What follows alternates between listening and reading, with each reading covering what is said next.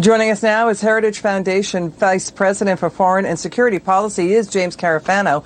Here's a question. We've been tracking what the U.S. media has been saying for a year now about the COVID-19 virus potentially leaking from the Wuhan lab. We've seen them undercut it as tinfoil conspiracy hat theories. Did they fall for did they fall for Chinese propaganda? Because that's exactly what China was saying in their propagandist army of propagandists were pushing that last year. I actually think this fits into the broader pattern of the way the media reacted over the last few years, which was simply if Trump was for it, their narrative was against it. So it was the opposition to Trump, which I think is the larger issue. And the Chinese literally just exploited that. To me, what's really interesting is we are now on like our fourth major story where people are not buying the grand narrative. The border's secure. Most Americans don't think so. Critical race theory is good. Most Americans think it's racist.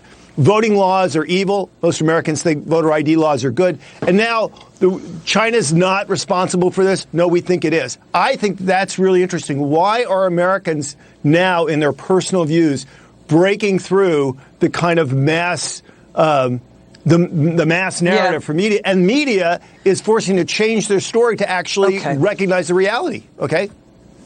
We got this too. Facebook is ending its ban on posts that the COVID-19 virus was man-made. Facebook wants to make money in China. We've got China rewriting the narrative here. They're doing books on it. They're doing online media posts. They're doing TV shows. China has an army of propagandists trying to convince the world they're not to blame. They're using racial discrimination, xenophobia, and more. This is a Chinese Communist Party going on offense. Let's listen to cable news going into overdrive and politicizing this. Watch this. This question about the Wuhan lab. We know that it's been debunked that this virus was man-made or modified or anything like that. Agencies now have been tapped with investigating one of Trump world's most favorite conspiracy theories. Donald Trump is still pushing the debunked bunkum, despite his own intelligence community's findings that is simply not true. So why is it politically charged? Because Trumpers who were complicit in playing down the pandemic reality in America are now seeing more interest in the China lab theory as some kind of vindication, enough to play I told you so with Fauci.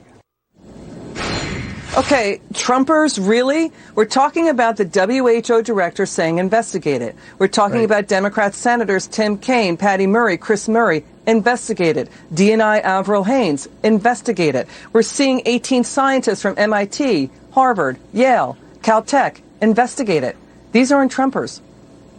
Yeah, I get it, but here's the dynamic that's changed. Think for a second, like the Soviet Union used to do this stuff all the time. Nobody paid attention to it. We knew they were lying. The Chinese did this before. Nobody paid attention to it. We knew they were. What's changed? When the leftist narrative feeds off these foreign narratives, that's what creates a real problem here. It's because what the Chinese are doing is leveraging, and in turn what the American left are doing is leveraging the Chinese message or the Russian message or the Iranian message. That's what's killing us. How about 600,000 people died in the U.S., more than that? How about 3.5 million people died worldwide from COVID-19? Don't we deserve to know what happened? Lieutenant Colonel, thank you for your service to our country, and thanks for coming on. It's good to see you.